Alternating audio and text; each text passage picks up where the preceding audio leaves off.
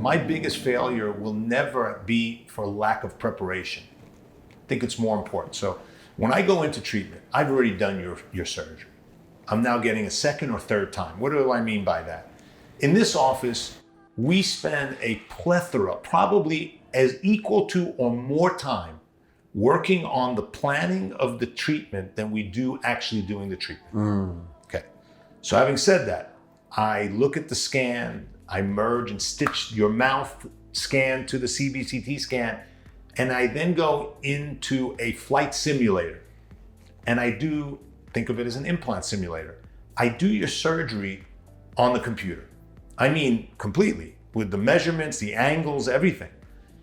I then work with my colleague, Dr. Tadros, Dr. Silva, Dr. Garber, and the laboratory technicians, Sean and David, and we base all of the implant placements on where we envision the teeth are going to be.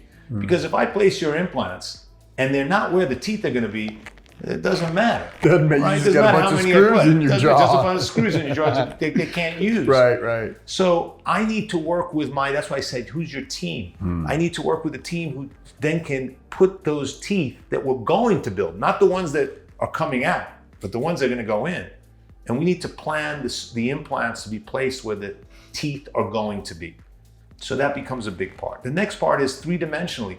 We can print a stereolithographic model of your jaw. I can have your jaw in plastic, and I can actually do your surgery on a plastic jaw. So I did it on the computer, I did it on a plastic jaw. I have the teeth that are gonna end up in your mouth, printed and milled here in our own lab. I work with the team that's going to put it in your mouth. And then I walk into the surgery to do your procedure. I've done everything. I would have to fail 3 times. Because I'd have to fail in the diagnostic part, in the planning part. I'd have to fail on the computer. I'd have to fail on the stereolithographic model. And then you would figure, and that's why I say team. When you work with a team, thank goodness the failures are very small. But the reality of it is, I have so many different layers built in to where someone, even if it's not me, can see where the failure may occur. Oh, I see that on the scan. Oh, wait a second, I was drilling on the jaw. I can see where that's going to be a problem. Or the lab guys will say, oh, wait a second, Dr. Salama, if you push the implant in that angle, it's going to put pressure on the zirconia and it could be a fracture point. We need to segregate the implants by a little bit more distance. That's the experience of a team. So each member of the team then sees the layers. Think of it like an onion. You're peeling the layers back.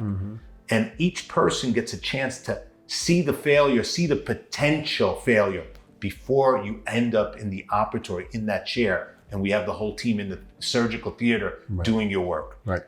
I respect what you've put together, what you're a part of, and your history. Let me ask you a question. What's your biggest failure? Out of all your dentistry, share with me your biggest failure, if you don't mind. No, I would tell you, if you're talking about my biggest failure with a patient treatment. Yeah, why don't we start there? Biggest failure for me would be I didn't spend enough time looking at the information. The information was there. My biggest failures occurred back in the 90s because I didn't have all this technology, didn't have all this information. So I would assume off of two-dimensional radiography, just panoramic films, PA films, that I could tell what was under the gum, what was under the skin, just by palpation and seeing a two-dimensional film based on experience. That's when you make your errors. So biggest failure I was ever involved in was I was an educator at the University of Pennsylvania. I was a faculty member at the Perrier Clinic. And a patient came in and said, the teeth were broken down. He said, I don't think these teeth are going to be good to support full arch of teeth. So he said, how about can I take them out and we'll then put in implants after she heals? Well, they made this assessment based on two-dimensional radiography. Regular films, dental films that you get every day, and cavities, periodontics, and a panoramic film, something you get for orthodontics. Took the teeth out, let the patient heal. Patient had a denture. They said they were only going to have the denture for a few months and then we'll do the implants. But when the patient came in and they made their incision to place the implants, there wasn't enough bone to place the implants. Oh no. So you had to suture her up and put her denture back in her mouth and say, we're really sorry. We didn't know that you aren't going to end up with enough bone because we couldn't see it. We couldn't know beforehand because it was 2-dimensional, not 3-dimensional. We couldn't assess it in its full 3-dimensional, realistic positioning. So what ended up happening is not only a very disappointed patient, but now a patient had to undergo bone grafting, sophisticated bone grafting procedures, had to go for a period of time without their denture so that the bone could heal. Oh no. Yes, no teeth at all now. And then after all that heals, then have the implants placed and then have their teeth. And now you're talking about waiting more than a year Oh yeah. to receive their teeth, maybe a year and a half.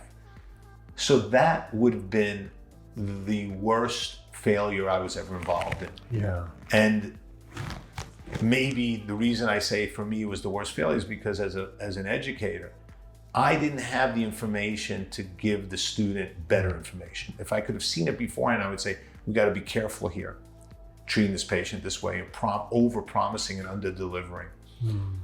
Maybe that would have been a patient that today, if I would have known that, I'd say, not enough bone, so maybe we go to the zygoma, the pterygoids. Maybe we go ahead and consider vomer as an anchor source, anterior nasal spine. If we're doing that, we're giving the patient realistic information and they can make that decision.